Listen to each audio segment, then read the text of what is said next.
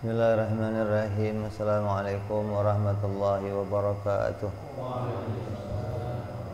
Al-Fatihah ila ruhi Sayyidina Habibina Syafi'ina Rasulillah Sayyidina Muhammad ibn Abdullah sallallahu alaihi wa ala alihi wa ashabihi wa azwajihi wa dhurriyyatihi Inna Allah yu'ini darajati fil jannah wa yanfa'una bi asrarihim wa anwarihim wa ilumihim wa nafahadihim barakatihim في الدين والدنيا والآخرة ويجعلنا من حزبهم ويرزقنا محبتهم ويتوافنا على ملتهم ويحشرنا في زمرتهم بالعافية وسلامة لهم الفاتحة أعوذ بالله من الشيطان الرجيم بسم الله الرحمن الرحيم الحمد لله رب العالمين الرحمن الرحيم مالك يوم الدين إياك نعبد وإياك نستعين اهدنا الصراط المستقيم صراط الذين أنعمت عليهم غير المغضوب عليهم ولا الضالين آمين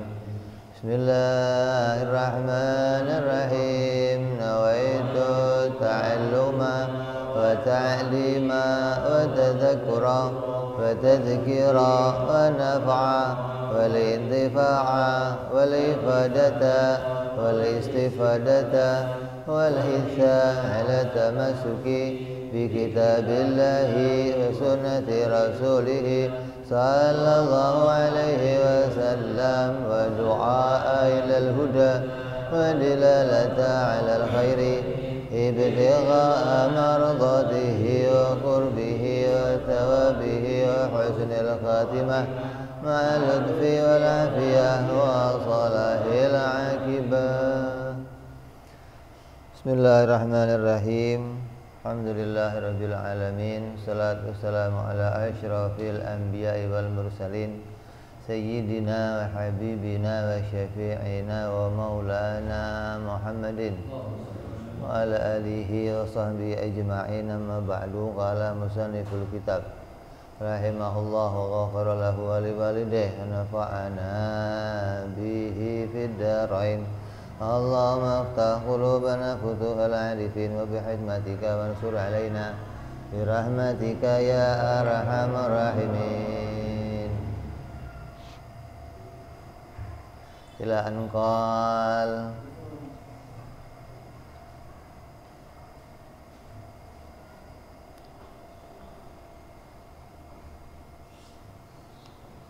sampai apa kita ya? Sampai apa kita? Sampai mana kita? Udah? Hah? Oh baru sekarang yamuhu. Kemarin mukhalafah. Qiyamuhu ta'ala binafsihi. Wajib Allah berdiri sendiri. Geser itu kayaknya.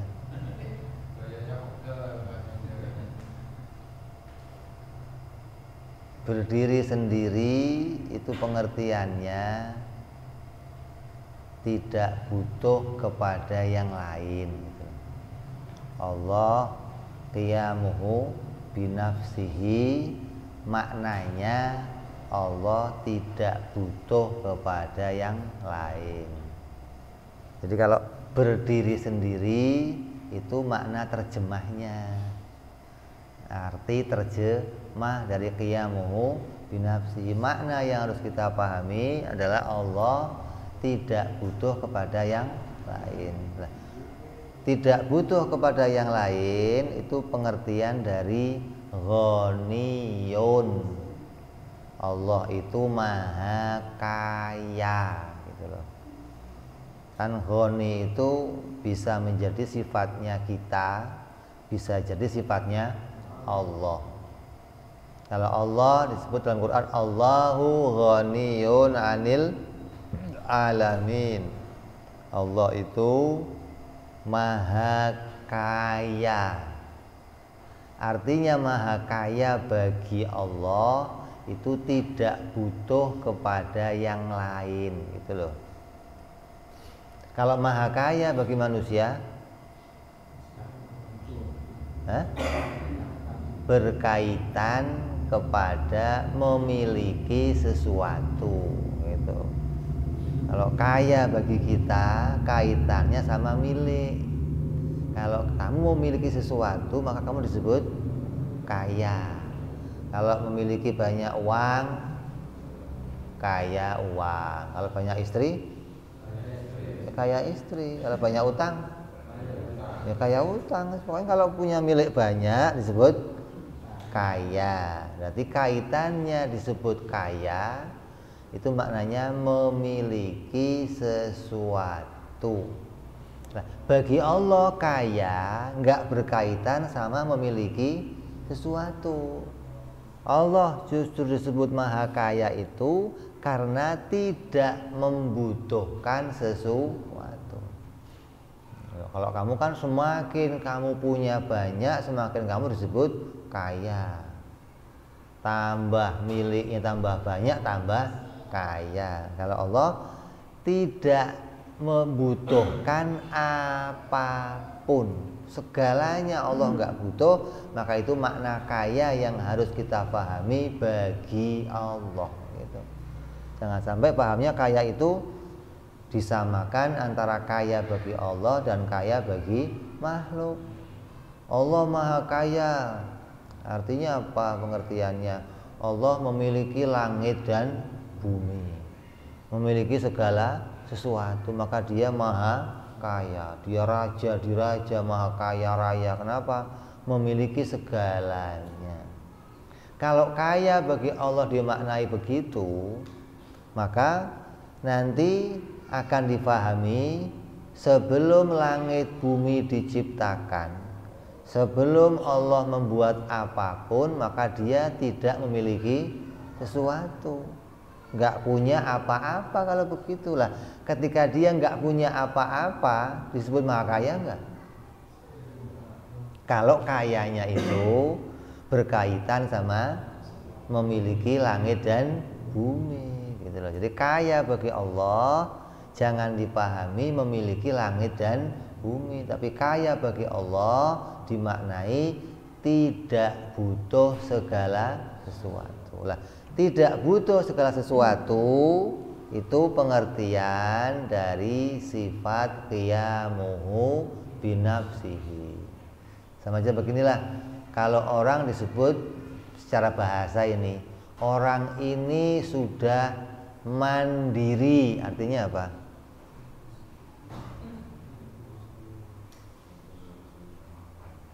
Mampu mengurus dirinya, tidak butuh yang lain. Sehat. Ya kan? Kalau yang masih butuh yang lain belum mandiri. Anak saya mah belum mandiri. Kenapa? Tiap waktu maunya dibantuin terus. Nah, yang satu udah mandiri. Maknanya apa? Nggak butuh bantuan yang lain. Itu mandiri atau berdiri sendiri yang jadi makna kita gitu loh. Kalau berdiri sendiri yang dimaknai bagi Allah, harus Allah ghaniyul mutlak. Allah tidak butuh segalanya mutlak, nggak butuh apapun, nggak butuh bantuan, nggak butuh penolong, nggak butuh pencipta, nggak butuh penyempurna, apapun juga tidak dibutuhkan oleh Allah. Itu namanya ghaniyul mutlak.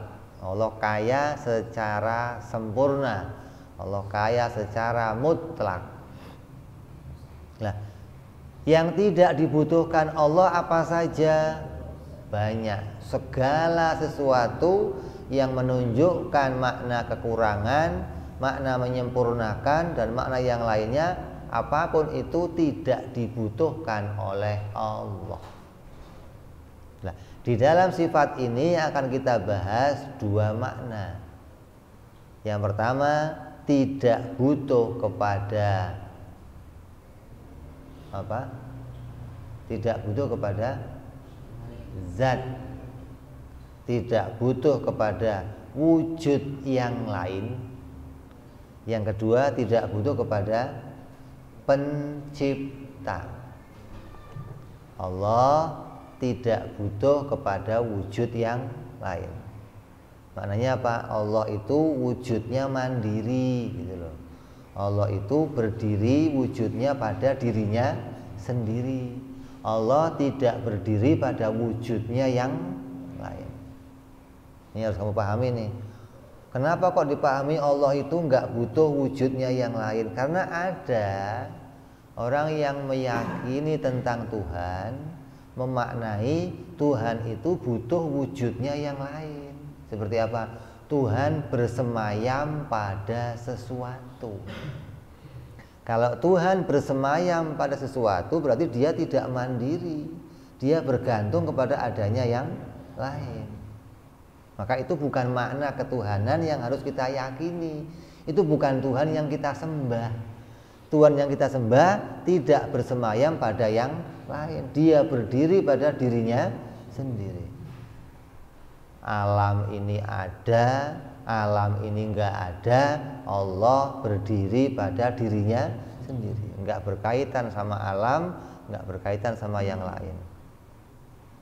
Nah, seperti pahamnya orang siapa? Seperti pahamnya orang-orang Nasrani yang mengatakan Tuhan berdiri pada dirinya Isa.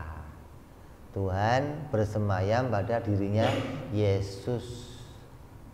Kalau begitu enggak berdiri sendiri. Mereka meyakini ini tubuh fisiknya Yesus, Tuhan. Ruhnya Tuhan, jasadnya Yesus, berarti enggak berdiri sendiri. Seperti pula orang-orang kejawen yang memahami manunggaling Gusti ing kawula. Tuhan itu menyatu dalam diri. Berarti Tuhan bersemayam di tiap-tiap manusia. Berarti Tuhan ada banyak kalau begitu. Tiap manusia punya Tuhan. Kalau kamu mandi, Tuhan ikut mandi. Kalau kamu cebok, Tuhan ikut.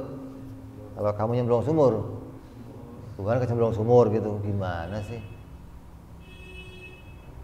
Yang memahami lagi Tuhan bersemayam di atas singgasana, berarti nggak berdiri sendiri.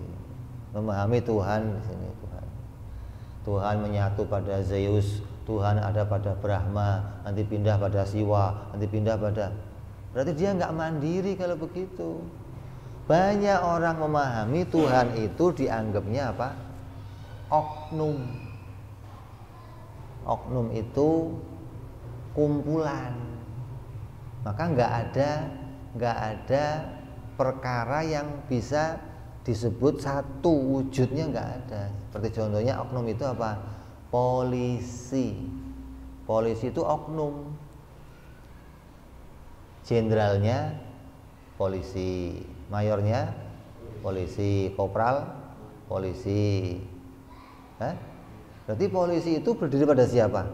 Bisa pada jenderal, bisa pada mayor, bisa pada kopral. Berarti polisi itu nggak punya wujud sendiri, nggak ada gitu loh. Nah, kalau Tuhan dipahami begitu, nggak punya wujud sendiri, dia berada pada wujud-wujud yang lain, berarti dia tidak berdiri sendiri.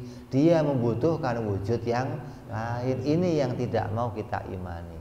Ini yang nggak boleh kita imani. Tuhan berdiri pada wujud yang lain. Harus kita imani Allah yang kita sembah berdiri pada dirinya sendiri, tidak butuh pada wujud yang lain. Nah, contohnya sesuatu yang wujud butuh kepada yang lain, contohnya seperti apa? Seperti orang melihat keberadaannya sebuah sifat. Dalam diri kita itu ada dua hal. Ada yang namanya zat, ada yang namanya sifat.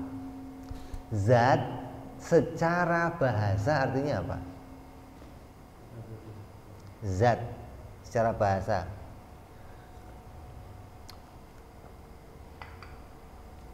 ada zat cair, zat padat, zat gas. Apa artinya? Zat secara bahasa artinya materi, sesuatu yang bermateri. atau sesuatu yang punya ruang dan berat jenis.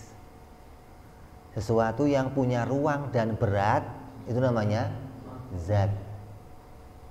Ada ruangannya dan ada beratnya, ada masanya. Bukan masa PDI, bukan, lo pahamnya masa PDI aja. Masa maksudnya berat jenis gitu loh. Ini secara bahasa, zat itu diartikan materi atau sesuatu yang punya ruang dan masa. Nah, zat secara istilah diartikan sesuatu yang berdiri sendiri, itu namanya zat. Secara istilah ilmu tauhid, kita mengistilahkan, menyebut Allah zat, kita menyebut diri kita zat. Pengertiannya apa? Oh, zat yang mau dimengerti di situ maknanya sesuatu yang berdiri sendiri. Boleh nggak menyebut Allah itu zat? Boleh nggak? Di Quran nggak ada kalimat Allah zat. Ada dalam perkataan Imam Ibnu Hajar Al-Asqalani. Dia menjelaskan dalam sebuah perkataannya, tafakkaru fi khalqillah wala tafakkaru fi dzatillah. Seorang imam Ibnu Hajar mengatakan, dia menyebutkan zat bagi Allah. Berarti boleh menyebutkan Allah disebut zat, seperti Allah disebut wujud. Boleh ngomong Allah itu wujud, Allah itu ada, kita ada. Allah zat, kita zat. Ya. Apa sih zat itu? Sesuatu yang berdiri sendiri. Lah, selainnya zat namanya apa? Namanya sifat. Apa pengertiannya sifat? Sesuatu yang bergantung pada yang lain. Sesuatu yang tidak mandiri. Sesuatu yang nggak bisa berdiri sendiri. Berarti dia bergantung. Namanya apa? Sifat. Contohnya apa? Contohnya apa? Contohnya hitam. Hitam itu disebut sifat. Kenapa hitam itu sifat? Hitam itu tidak bisa berdiri sendiri. Hitam itu bergantung kepada yang lain, entah pada baju, entah pada peci, entah pada langit, entah pada tai lalat. Tidak ada hitam sendirian, nggak ada. Ada hitam nih, hitamnya apa? Enggak, hitam doang. Mana ada hitam doang? Ada yang lain. Kenapa? Karena hitam itu tidak memiliki ruangan dan nggak punya berat jenis gitu loh. Maka dia bukan disebut zat, dia bukan materi gitu. Maka disebut namanya sifat. Dia tidak bisa berdiri sendiri. Contohnya sifat yang lain apa? Contohnya yang lain dari sifat apa? Hah? Apa? Bentuk, kotak, bundar, apa lagi? Sehat, sakit, hidup, mati, meriang, panas, dingin, lapar, kenyang. Itu semua namanya sifat. Kenapa? Tidak bisa berdiri sendiri, selalu bergantung kepada adanya yang lain. Lapar adanya di mana? Bukan di jidat, bukan. Pernah nggak lapar nggak bareng sama perut? Pernah? Ada lapar di kursi gitu, pernah? Ada? Pernah lihat? Kalau pernah lihat, atau ada kenyang. Kenyang di mana adanya? Berarti berdiri pada dia nggak bisa berdiri sendiri. Sementara perut nggak butuh sama kenyang. Nggak ada kenyang, perut juga ada. Tapi kenyang nggak bisa kalau nggak ada perut. Berarti kenyang itu namanya sifat. Dia nggak bisa berdiri sendiri, bergantung kepada yang lain. Panas, dingin, apa itu? Sifat, berdiri pada sesuatu yang lain. Apalagi contohnya? Apa contohnya? Gemuk, kurus.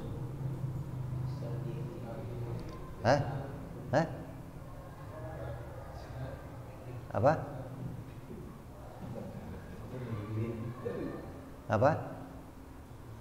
Coba sesuatu yang nggak bisa berdiri sendiri, mestinya lebih banyak dong daripada zat. Kipas kok nggak bisa berdiri sendiri gimana? Kipas itu punya berat jenis nggak? Berarti dia zat. Gitu loh. Sesuatu yang punya berat jenis, yang punya ruangan, maka dia namanya zat. Nah, sesuatu yang nggak punya berat jenis, nggak punya ruangan, maka dia namanya sifat. Kan gampang bedainnya kan?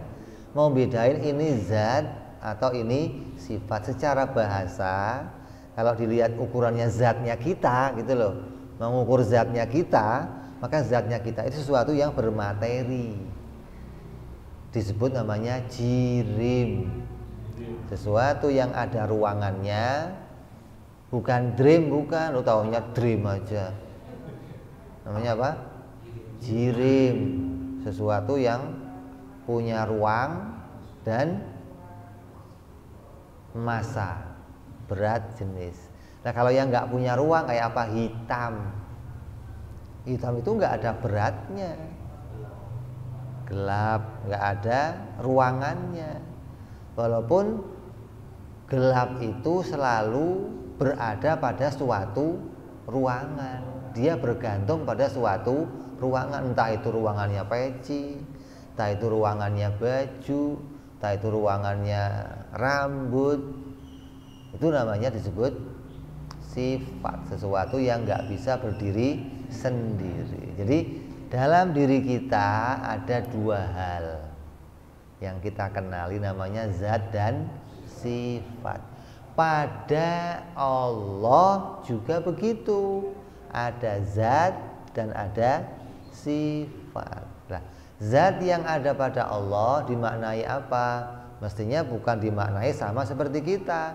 Kalau zatnya kita disebut jirim, maka zatnya Allah bukan jirim. Berarti zatnya Allah itu bukan yang tergantung pada ruangan dan punya berat jenis atau punya massa, gitu loh.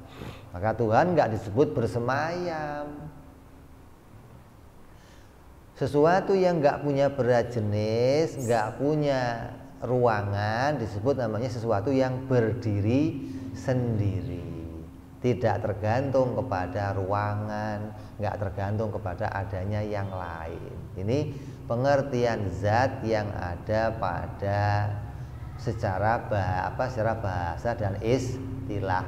Kamu harus bisa membedakan keduanya. Nah, dari sini kita mengenal ada zatnya Allah dan ada sifatnya Allah. Ada zatnya makhluk dan ada sifatnya makhluk. Kamu harus kenal ini hingga nanti bisa membedakan mana yang jadi sifatnya Allah dan mana yang jadi sifatnya makhluk. Jangan disamakan, yang penting kan sama-sama sifat. Iya, namanya sama-sama sifat, tapi pengertiannya berbeda. Jangan disamakan sifatnya Allah dan sifatnya makhluk.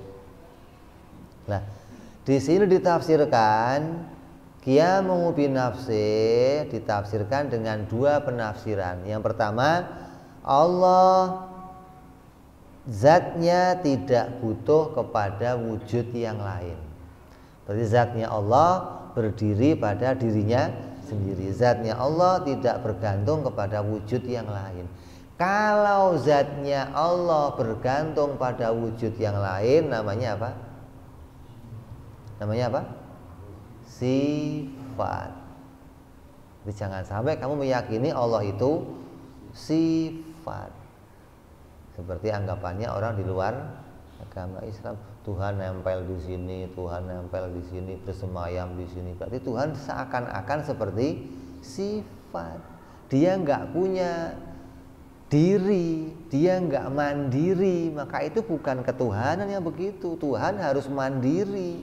Tuhan nggak bergantung kepada yang lain, nggak butuh pada yang lain. Itu namanya Tuhan. Nggak butuh segalanya. Nah, yang mau kita bicarakan di sini ada dua hal. Yang pertama, nggak butuh pada zat yang lain. Yang kedua, tidak butuh pada yang menciptakan. Kenapa kok ditafsirkan dengan dua penafsiran? Berdiri sendiri ditafsirkan dengan dua penafsiran. Oh, karena berdiri sendiri secara istilah itu mau mengambil pengertian itu adalah makna dari sesuatu yang disebut zat. Zat dimaknai sesuatu yang berdiri sendiri. Sedangkan makna itu bisa berlaku pada kita, bisa berlaku pada Allah. Kalau Allah cuma dipahami sesuatu yang berdiri sendiri, nanti akan bisa dipahami Allah itu seperti kita. Karena kita juga disebut zat. Zatnya kita juga disebut berdiri sendiri. Nah, bedanya apa dengan zatnya Allah? Oh, dimasukkan makna yang kedua, zatnya Allah tidak butuh diciptakan, gitu loh. Kalau zatnya kita butuh diciptakan. Ini, jadi sama-sama menyebut zat Allah, zat kita, zat. Bedanya apa? Zatnya Allah tidak butuh diciptakan. Zatnya kita butuh diciptakan. Ini makna yang kita tangkap dari sifat qiyamuhu binafsihi. Ditafsirkan dengan dua penafsiran. Yang pertama, Allah itu zat, dia tidak butuh kepada yang lain, dia maha kaya secara mutlak. Tafsir yang kedua, zatnya Allah tidak butuh diciptakan. Adapun zatnya kita disebut maha kaya. Zatnya kita disebut juga tidak butuh pada yang lain, tapi tidak secara mutlak.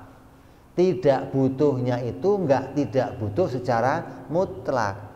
Tidak butuhnya dalam satu sisi lain masih punya kebutuhan. Apa itu? Zatnya kita tidak butuh pada zat yang lain, tapi zatnya kita butuh diciptakan.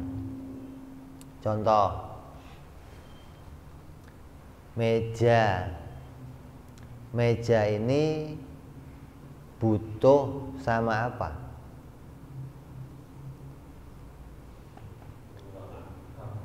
Meja ini kan ada. Butuh sama apa meja ini? Butuh sama yang bikin. Selainnya itu apa butuhnya lagi? Nggak ada. Meja nggak butuh sama mic. Meja nggak butuh sama buku. Meja nggak butuh sama taplak. Artinya ketika semua yang lain selain meja hilang, meja nggak ikut hilang. Makanya meja berdiri sendiri, nggak bergantung kepada yang lain. Artinya wujud yang lain nggak ada yang mempengaruhi wujudnya si meja, gitu loh. Meja wujud dan wujudnya meja tidak butuh pada wujud yang lain. Mic dah ini mic. Mic ini wujud. Dia zat, dia bermateri, dia punya berat jenis, maka dia zat. Disebut pula istilahnya nggak butuh kepada yang lain. Mic ini adanya nggak bergantung sama yang lain, adanya loh wujudnya doang dilihat sisi wujudnya, satu sisi dia nggak butuh sama yang lain, nggak butuh meja, nggak butuh lantai, nggak butuh kamu, nggak butuh. Ketika semua nggak ada, mic ini berdiri sendiri, nggak bergantung. Beda sama hitamnya. Hitamnya mic ini, kalau micnya hilang gimana? Ikut hilang. Berarti wujudnya si hitam bergantung pada wujudnya si mic. Di sini ada dua wujud, wujudnya sifat dengan zat, gitu loh. Zatnya itu mic, sifatnya itu hitam. Hitam disebut ada, tapi adanya si hitam bergantung kepada adanya yang lain. Nah, adapun mic-nya nggak butuh yang lain. Yang lain hilang, yang lain adam, yang lain hancur, dia bisa saja nggak hancur karena wujudnya nggak bergantung. Maunya ini mejanya kamu ambil, mic-nya hilang nggak? Enggak, tetap ada.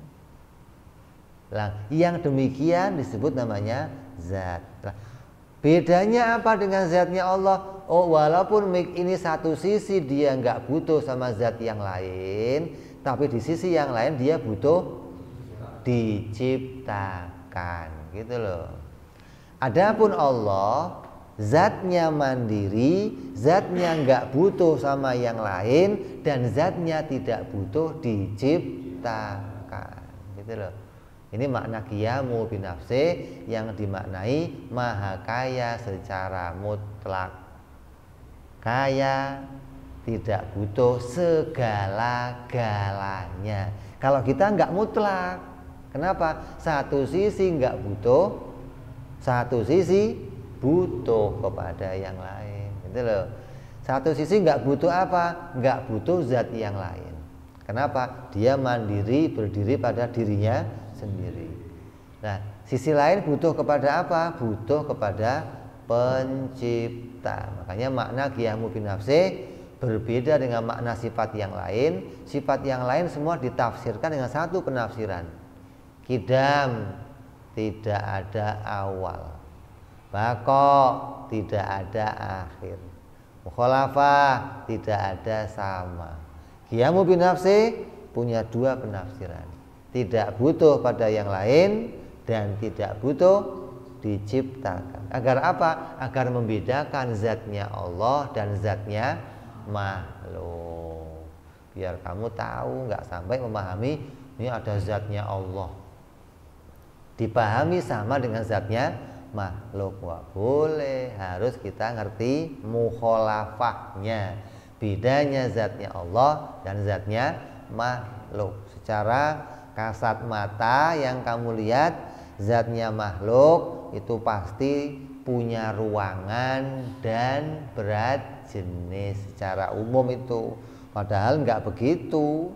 Itu kan hitungan orang-orang filsafat, hitungan orang ahli adat. Punya ruangan dan punya berat jenis.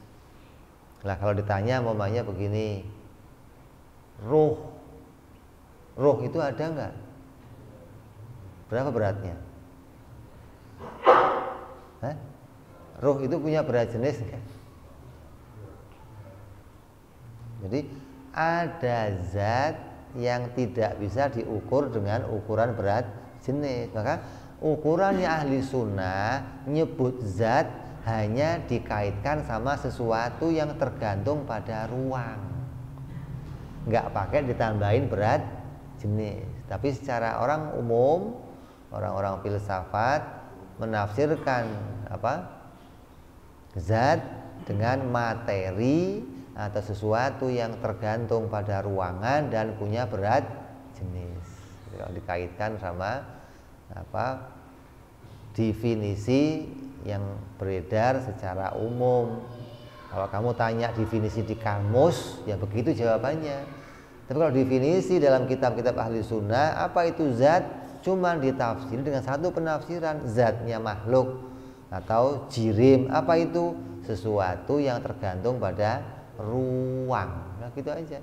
Nggak pakai ditambahin berat jenis. Karena ada makhluk-makhluk yang Allah ciptakan, tetap dia terkait sama ruang, tapi nggak bisa diukur berat jenisnya. Angin, ada ruangannya nggak? Ada berat jenisnya nggak? Ada. Coba ente bisa nggak beli oksigen ditimbang? Bisa nggak? Bisa, oksigen ditimbang. Makanya ada gas 3 kilo, ada gas 12 kilo, ada tabung melon, ada tabung apa? Nanas, ada nggak ada? Ya. Isinya apa itu? Gas ditimbang. Berarti punya berat. Semua yang dohir ini punya berat jenis. Makanya mereka menambahkan zat itu tergantung pada ruang dan berat jenis. Walaupun udara yang kayaknya enteng begini tetap punya berat jenis. Ketika ditimbang dia ada ukurannya. Kalau nimbangnya 1 ya susah ngukurnya. Nimbangnya sekarung biar gampang ngukur. Kalau nimbangnya 1 ya susah ngukurnya. Ya, jadi jelas ini. Jelas nggak? Jelas nggak?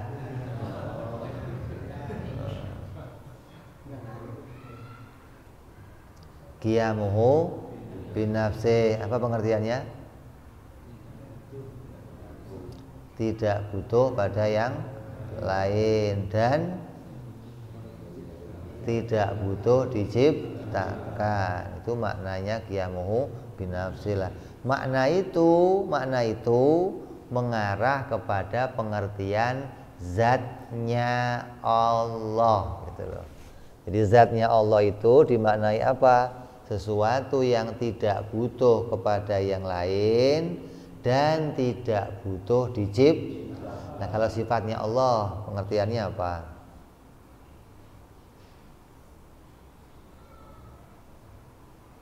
Sifatnya Allah. Kalau zatnya Allah tadi tidak butuh kepada zat yang lain dan tidak butuh diciptakan, itu zatnya Allah. Kalau sifatnya Allah apa?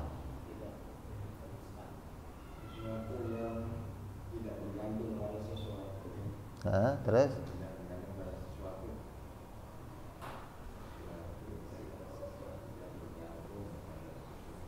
sifatnya Allah itu sesuatu yang berdiri pada yang lain. Itu kan sifat pengertiannya berdiri pada yang lain.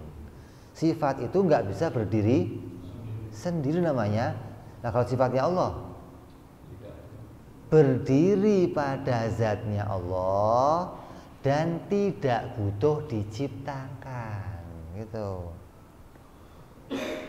Kalau zatnya Allah berdiri pada dirinya sendiri dan tidak butuh diciptakan. Kalau sifatnya Allah berdiri pada zatnya Allah dan tidak butuh diciptakan. Nah, sekarang nyambung. Kalau zatnya kita berdiri sendiri dan butuh diciptakan. Kalau sifat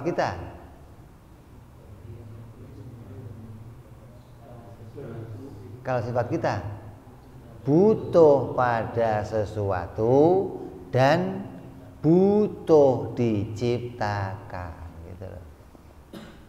Jadi dari pembahasan ini kamu mengerti 4 definisi. Definisi zat Allah, definisi sifat Allah, definisi zatnya makhluk, definisi sifatnya makhluk. Kita ulang. Zatnya Allah apa? Tidak butuh pada yang lain dan tidak butuh diciptakan. Sifatnya Allah berdiri pada zatnya Allah dan tidak butuh diciptakan. Zatnya makhluk berdiri pada diri sendiri tapi butuh diciptakan. Sifat makhluk butuh pada yang lain dan butuh diciptakan. Kenapa kalau ngomong sifat Allah kok ngomongnya berdiri pada yang lain. Kalau ngomong sifat kita kok ngomongnya butuh pada yang lain. Itu sopan santun, adab gitu loh. Masa kita mau ngomong Allah itu sifatnya butuh pada yang lain. Walaupun definisi sifat begitu gitu loh. Definisi sifat sesuatu yang butuh pada yang lain.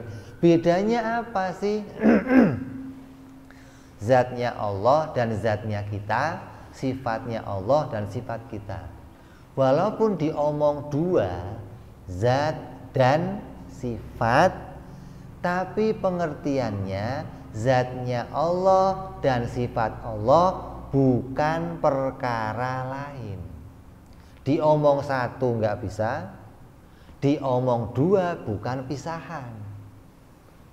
Di ngomongnya zat dan sifat, tapi pengertiannya bukan perkara lain, bukan satu dan bukan perkara lain. Coba.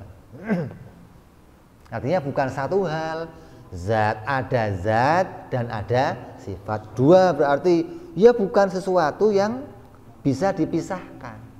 Beda dengan zatnya kita dan sifatnya kita.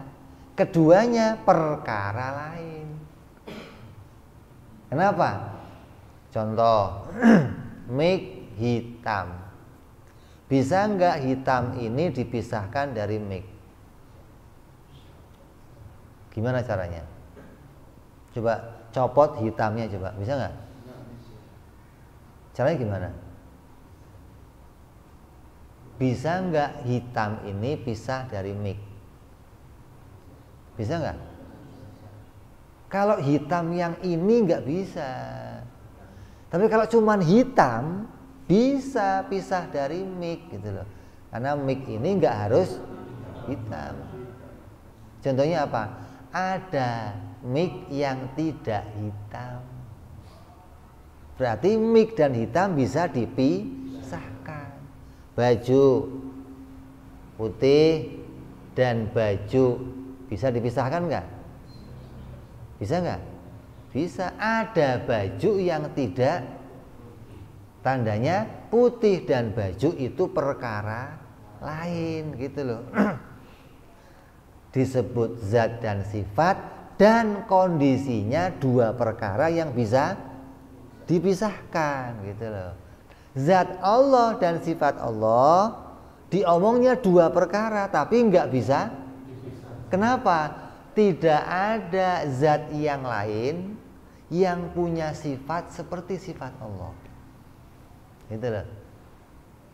Dan nggak ada sifat Allah berdiri pada zat yang lainnya Allah, nggak ada. Jadi zat Allah dan sifat Allah ya hanya berdiri pada dirinya sendiri, nggak ada pada yang lain. Maka kita menyebutnya zat dan sifat, tapi maknanya bukan perkara lain. Ini makna ini yang tidak bisa dipahami oleh orang Mu'tazilah. Hingga Mu'tazilah memutuskan apa? Allah itu zat, nggak ada sifatnya. Kenapa? Kalau Allah itu zat dan sifat, berarti dia dua perkara. Nggak wahdaniyah, nggak esa. Allah ngomong Qul huwallahu ahad. Untuk mencapai ahad, Mu'tazilah memutuskan buang sifatnya. Allah hanya zat, nggak punya. Lah, kalau dipahami Allah itu hanya zat, nggak punya sifat, kita nggak bisa mengenali. Sifat itu untuk mengenali zat. Kalau nggak ada sifatnya, kamu nggak bisa kenal. Contoh, mic ada nggak? Ada. Meja ada nggak? Kamu ada nggak? Ada. Matahari ada nggak? Kenapa kok beda-beda namanya? Yang bedain apa? Sifatnya. Sifat itulah alat kita untuk mengenali sesuatu. Lah kalau Allah dibuang sifatnya, terus kenalnya itu zat Allah gimana? Gitu loh. Kita ahli sunnah tetap mengatakan Allah esa tanpa membuang sifat. Caranya gimana? Allah itu zat yang bersifat, tapi zat Allah dan sifat Allah bukan perkara lain, gitu loh. Beda dengan zat kita dan sifat kita. Sifat kita dan zat kita itu perkara lain. Buktinya apa? Bisa dipisahkan. Ada hitam selain mik. Hitamnya apa? Hitamnya rambut, hitamnya peci. Berarti ada hitam selain mik. Terus ada juga mik selain hitam. Berarti mik dan hitam perkara lain. Hanya saja dia dikumpulkan, gitu loh. Nah, sedangkan zat Allah dan sifat Allah bukan perkara lain, karena dia bukan dikumpulkan. Ini bedanya. Jadi kita nyebutnya wahdaniyah, tapi tetap ngomongnya zat dan sifat. Dimaknai wahdaniyah karena maknanya nggak bisa dipisahkan. Ini pengertian qiyamuhu binafsi di dalam pandangan ahlu sunnah wal jamaah. Inilah yang harus kamu imani yang berkaitan sifat Allah. Kalau kamu nggak paham seperti ini, kamu akan paham mengikuti pahamnya orang-orang di luar ahlu sunnah wal jamaah. Dan pengenalan kamu tentang Allah sampai kepada pengenalan yang tidak mensucikan Allah. Dengan pengertian begini, kamu iman kepada Allah dan mensucikan sifat-sifat Allah. Kamu sebut Allah itu Azza wa Jalla, Maha tinggi, Maha mulia, dan Maha suci. Nah, di antaranya kita sucikan dari apa? Allah itu zat, gak butuh kepada zat yang kita sucikan ini, dan tidak butuh pada yang menciptakan. Itu kita mensucikan sifat Allah, nggak sampai kita samakan dengan sifatnya makhluk. Dari sinilah kita mengerti penjelasan tentang apa yang berlaku kepada hak-haknya Allah Subhanahu wa ta'ala. Jadi dari pembahasan ini ahli sunnah mempunyai ciri, mempunyai kode, mempunyai apa namanya? Mempunyai tanda khusus bahwa yang disebut ahli sunnah, maka imannya mengimani Allah dengan cara seperti itu. Mengimani Allah itu zat dan Allah itu sifat, tapi maknanya dijelaskan dengan mensucikan keduanya. Zatnya tidak butuh pada yang lain dan tidak butuh diciptakan. Sifatnya berdiri pada zatnya Allah, nggak disebut butuh pada zatnya Allah. Kenapa nggak disebut butuh? Karena keduanya nggak bisa dipisahkan. Kalau hitam dan mik bisa dipisahkan, maka disebut hitam butuh sama mik. Tapi kalau sifat Allah tidak butuh pada zatnya Allah, tapi sifat Allah berdiri pada zatnya Allah Subhanahu wa ta'ala. Hingga kita dengan pengenalan seperti itu mengenali Allah Subhanahu wa ta'ala dengan keadaan yang mukhalafah lil hawadis. Tidak sedikit pun di pikiran kita bisa menggambarkan zatnya Allah Subhanahu wa ta'ala, karena zatnya Allah beda dengan semua zat-zat yang lain. Sifatnya Allah beda dengan semua sifat-sifat yang lain. Yang kita bisa kenali hanya zatnya makhluk dan sifatnya makhluk. Adapun kita mengenal zat Allah dan sifat Allah hanya dengan alamat.